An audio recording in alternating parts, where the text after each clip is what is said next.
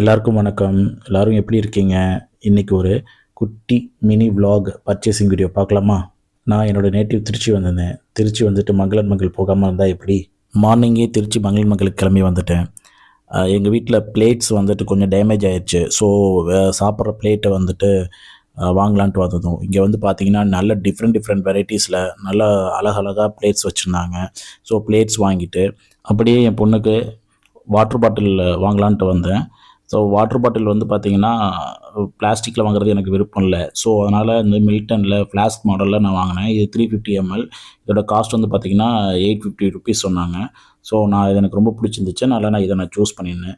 Next என் பொண்ணு வந்து summer holidays முடிஞ்சோடனே அடுத்தது எல்கேஜி போகிறாங்க. ஸோ அவங்களுக்கு அழகழகான பேங்கிள்ஸ் வாங்கணும்னு எனக்கு ஆசையாக இருந்துச்சு. ஸோ வந்து டிஃப்ரெண்ட் வெரைட்டிஸ் கலர் பேங்கிள்ஸ் இருந்துச்சு. ஸோ நான் அதை பர்ச்சேஸ் பண்ணிவிட்டு அப்புறம் என் பொண்ணு வந்து பிந்தி கேட்டிருந்தாங்க. ஸோ அவங்களுக்கு பிந்தியும் வாங்கிட்டு டைம் பார்த்தா 1:00 ஆச்சு.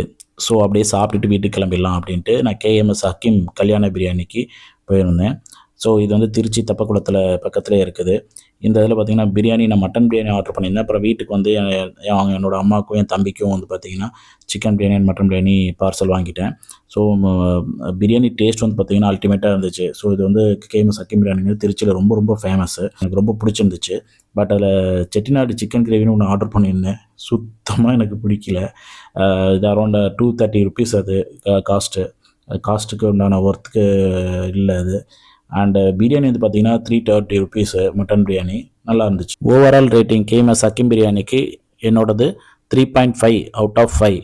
ஏன்னா சர்வீஸ் அண்டு கிளீனினஸ் வந்து எனக்கு அவ்வளோவா பிடிக்கல.